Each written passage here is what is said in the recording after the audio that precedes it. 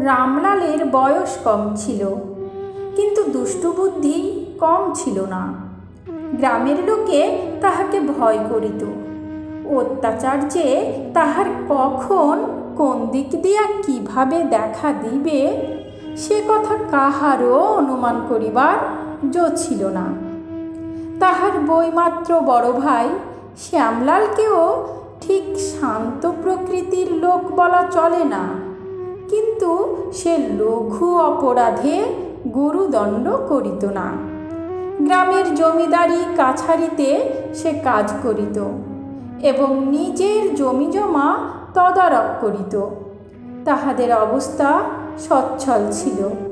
পুকুর, বাগান, ধান জমি, 2-10 ঘর বাগদি প্রজা এবং কিছু নগদ টাকাও ছিল।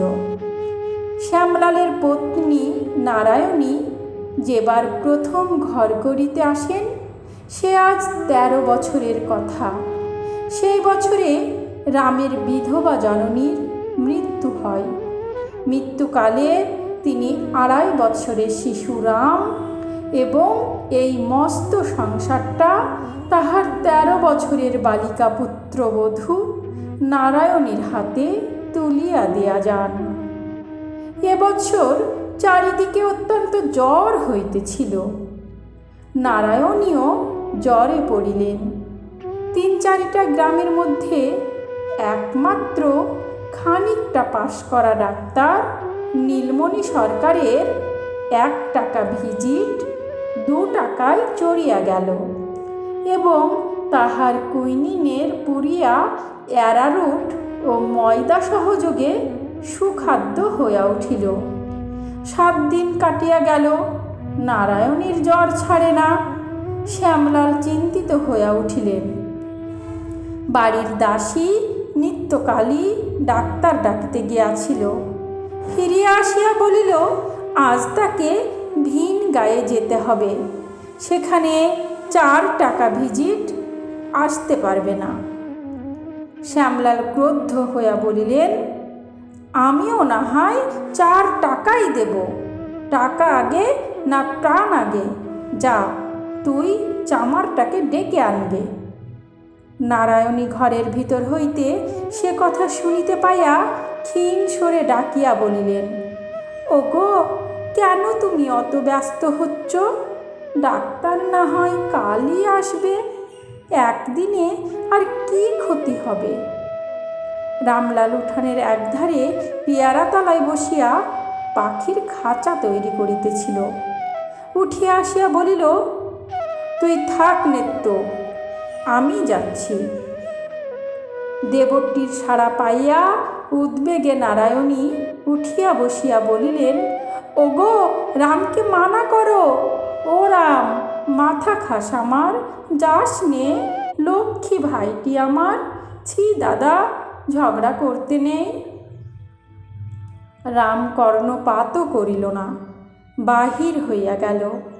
5 বছরের ভ্রাতুষ্পুত্র তখনও কাঠিগুলো ধরিয়া বসিয়াছিল।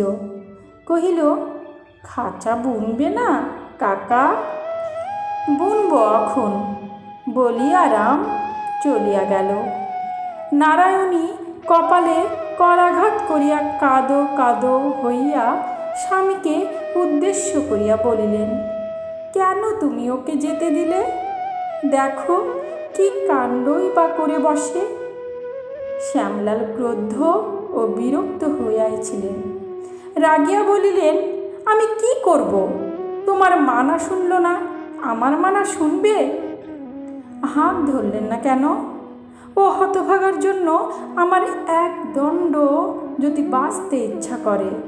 ও নেত্য, লক্ষ্মী মা আমার, দাঁড়িয়ে থাকিস নে, ভোলাকে পাঠিয়ে দেগে, বুঝিয়ে সুঝিয়ে ফিরিয়ে আনুক। সে হয়তো এখনো গরু নিয়ে মাঠে যায়নি। নিত্যকালী ভোলার সন্ধানে গেল। রাম নীলমণি ডাক্তারের বাটিতে আসিয়া উপস্থিত হইল।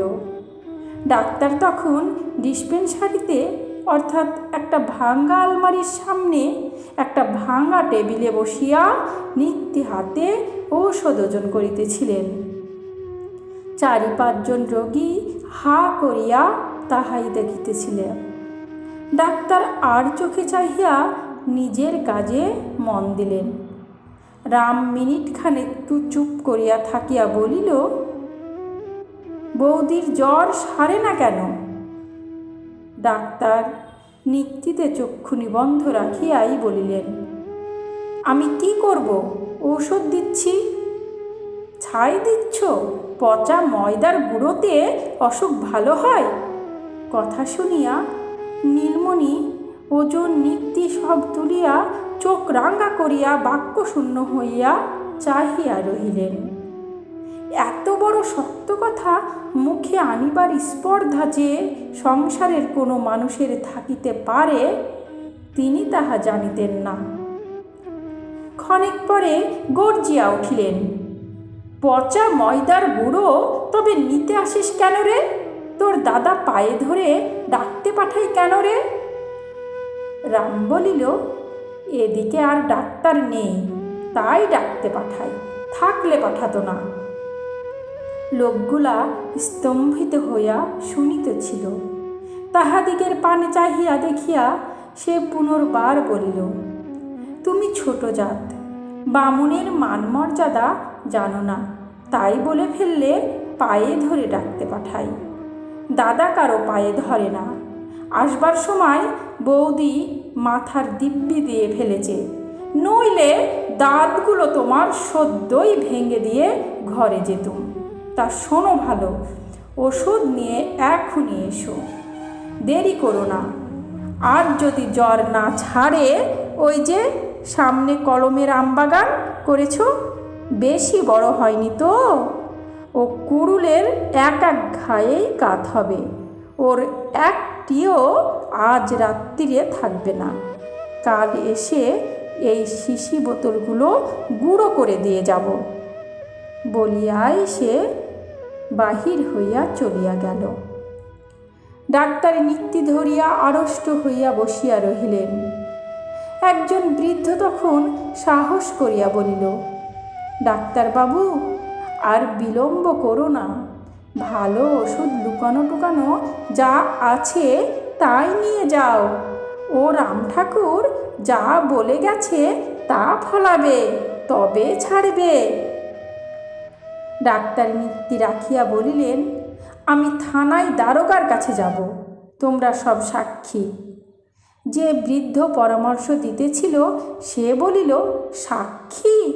সাক্ষী কে দেবে বাপু? আমার তো কুইনাইন খেয়ে কান ভো ভো করতেছে।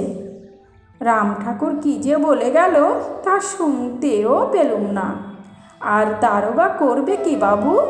ও দেবতাটি দেখতে ছোট, কিন্তু ওনার বাগদি ছোকরার দলটি ছোট নয়। ঘরে আগুন দিয়ে পুড়িয়ে মারলে থানার লোক দেখতে আসবে না দারোগা বাবু? এক আটি খড় দিয়ে উপকার করব, ও সব আমরা পারবো না। ওনাকে সবাই ডরায়, তার চেয়ে যা বলে গেছে তাই করোগে। একবার হাতটা দেখো দেখি, আজ দুখানা রুটি টুটি খাবো নাকি? ডাক্তার অন্তরে পুষিতেছিলেন। বুড়ার হাত দেখিবার প্রস্তাবে দাউ দাউ করিয়া জ্বলিয়া উঠিলেন। সাক্ষী দিবি না তোরা? তবে দূর হ এখান থেকে, আমি কারোর হাত দেখতে পারবো না। মরে গেলেও কাউকে ওষুধ দেব না, দেখি তোদের কি গতি হয়। বৃদ্ধ লাঠিটা হাতে লইয়া উঠিয়া পড়িল। দোষ কারো নয় ডাক্তারবাবু, উনি বড় শয়তান। ঠাকুরকে খবরটা একবার দিয়েও যেতে হবে, না হলে হয়তো বা মনে করবে থানায় যাবার মতলব আমরাই দিয়েছি। বিঘেটা বেগুন চারা লাগিয়েছি, বেশ ডাগর হয়ে উঠেছে, হয়তো আজ রাত্রিরেই সমস্ত উপড়ে রেখে যাবে। বাগদি ছোড়াগুলো তো রাত্রে ঘুমায় না। বাবু থানায় না হয় আর একদিন যেও, আজ এক শিশি ওষুধ নিয়ে গিয়ে ওনারে ঠান্ডা করে এসো। বৃদ্ধ চলিয়া গেল, আর যাহারা ছিল তাহারাও সরিয়া পড়িতে লাগিল। নীলমণি দীর্ঘ নিঃশ্বাস সারা জীবনের শেষ অভিজ্ঞতা সংসারের সর্বোত্তম জ্ঞানের বাক্যটি আবৃত্ত করিয়া উঠিয়া বাড়ির ভিতর গেলেন। দুনিয়ার কোনো শালার ভালো করতে নেই। নারায়ণী বাহিরের দিকের জানালায় চোখ রাখিয়া ছটপট করিতেছিলেন। রাম বাড়ি ফিরিয়া আসিয়া ডাকিল, গোবিন্দ, খাঁচা ধরবি আয়। নারায়ণী ডাকিলেন, ও রাম, একবার এদিকে আয়। রাম কঞ্চির মধ্যে সাবধানে কাঠি পরাইতে পরাইতে বলিল, এখন না, কাজ করছি। নারায়ণী ধমক দিয়া বলিলেন, আয় বলছি শিগগির। রাম কাঠিগুলো নামাইয়া রাখিয়া বৌদির ঘরে গিয়া তক্তপোষের একধারে পায়ের কাছে গিয়া বসিল। নারায়ণী জিজ্ঞাসা করিলেন, ডাক্তারের সঙ্গে তোর দেখা হলো? হ্যাঁ। কি বললি তাকে? আসতে বললুম। নারায়ণী বিশ্বাস করিলেন না। শুধু আসতে বললি, আর কিছু বলিসনি? রাম চুপ করিয়া রহিল। নারায়ণী বলিলেন, বল না, কি বলেছিস তাকে? বলবো না। নিত্যকালী ঘরে ঢুকিয়া সংবাদ দিল, ডাক্তারবাবু আসছেন। নারায়ণী মোটা চাদরটা টানিয়া লইয়া পাশ ফিরিয়া শুইলেন। রাম ছুটিয়া পলাইয়া গেল। অনতিকাল পরেই ডাক্তার লইয়া শ্যামলাল ঘরে ঢুকিলেন। ডাক্তার কর্তব্য কর্ম সম্পূর্ণ করিয়া পরিশেষে নারায়ণীকে সম্বোধন করিয়া বলিলেন, বৌমা, জ্বর সারা না সারা কি ডাক্তারের হাতে। তোমার দেওরটি তো আমাকে 2 দিনের সময় দিয়েছে, এর মধ্যে সারে ভালো, না সারে তো আমার ঘর দরে আগুন ধরিয়ে দেবে। নারায়ণী লজ্জায় মরিয়া গিয়া বলিলেন, ওর ওই রকম কথা, আপনি কোনো ভয় করবেন না। ডাক্তার বলিলেন, লোকে বলে ওর একটা দল আছে, তাদের যে কথা সেই কাজ, তাতেই বড় শঙ্কা হয় মা। আমরা ওষুধই দিতে পারি, প্রাণ দিতে পারি নে। নারায়ণী চুপ করিয়া রইলেন। শ্যামলাল রুষ্ট হইয়া বলিলেন, ও ছোড়া একদিন জেলে যাবে তা জানি, কিন্তু ওর সঙ্গে আমাকেও না যেতে হয়, তাই ভাবি। আজ নীলমণি শোবার ঘরের সিন্দুক খুলিয়া আসল কুইনিন এবং টাটকা ঔষধ আনিয়াছিলেন। তাহাই ব্যবস্থা করিয়া ফিরিবার সময় শ্যামলাল 4 টাকা ভিজিট দিতে গেলে তিনি জিভ কাটিয়া বলিলেন, সর্বনাশ, আমার ভিজিট তো 1 টাকা, তার বেশি আমি কোনো মতেই নিতে পারবো না, ও অভ্যাস আমার নেই। শ্যামবাবু টাকা 2 দিনের, কিন্তু ধর্মটা যে চিরদিনের। 2 দিন পূর্বে এইখানেই যে 1 টাকার অধিক আদায় করিয়া লইয়াছিলেন, আজ সে কথাও তিনি বিস্মৃত হইলেন। কিন্তু শ্যামলাল সমস্ত ব্যাপারটা বুঝিয়া লইলেন। যাহা হোক, নারায়ণী আরোগ্য হইয়া উঠিলেন এবং সংসার আবার পূর্বের মতোই চলিতে লাগিল।